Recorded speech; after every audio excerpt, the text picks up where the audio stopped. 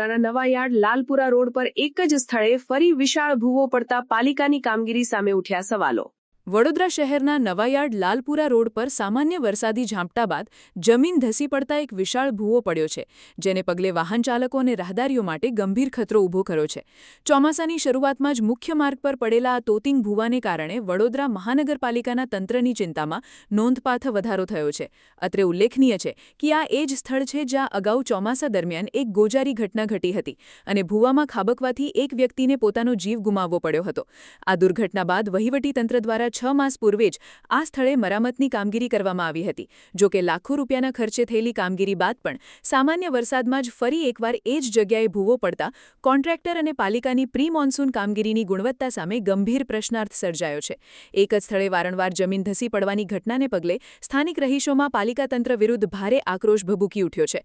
નાગરિકોનો આક્ષેપ છે કે ભ્રષ્ટાચાર અને હલકી કક્ષાની કામગીરીના કારણે સામાન્ય જનતાના જીવ સાથે ખુલ્લેઆમ ચેડા થઈ રહ્યા છે।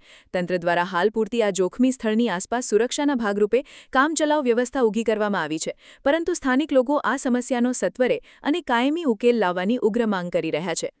વડોદરા શહેરમાં ભૂવા પડવું કંઈક નવીની વાત છે નથી અને મુખ્ય માર્ગ પર ભૂવા કે તમે જો ઠેર ઠેર જ્યાં પણ મેન રોડ મુખ્ય માર્ગ પર જે કામગીરી થઈ છે એ કામગીરી તકલાદી થાય છે અને જેના કારણે અવારનવાર ભૂવા પડે છે।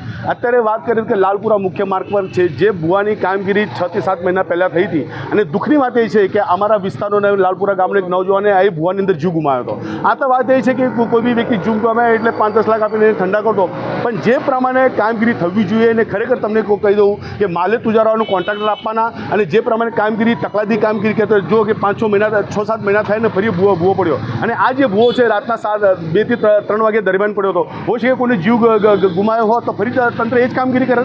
એટલે આપણા ચેનલના માધ્યમથી મ્યુનિસિપલ કમિશનર સાહેબને એક વાત કહેવા માંગીશ કે જે પણ વડોદરા શહેરની અંદર મુખ્ય માર્ગ પર જ્યાં પણ કામગીરી થતી હોય ત્યાં તમે જો કે જ્યાં બી ભૂવા પડે છે ત્યાં રિપીટ ભૂવા પડી રહ્યા છે। એટલે જે પણ કોન્ટ્રાક્ટર છે કોન્ટ્રાક્ટર પ્રોપરલી કામગીરી કરતા નથી અને જેના કારણે એનો ભોગ લોકો ભોગવી રહ્યા છે। એટલે આવનારા સમયની અંદર ખરેખર આની માટે જે પણ કોન્ટ્રાક્ટર છે એને બ્લેકલિસ્ટ કરે અને વહેલામાં વહેલી તકે આ જે ભૂવો છે અને અત્યારે તમને કહું કે તહેવારોની શરૂઆત થઈ રહી છે, આ ગામનો મુખ્ય માર્ગો હોય તહેવારોની શરૂઆત થઈ જાય, હવે આ જે ભૂવો પડ્યો ફરી 2 થી 4 મહિના થશે એટલે લોકો હેરાન થશે।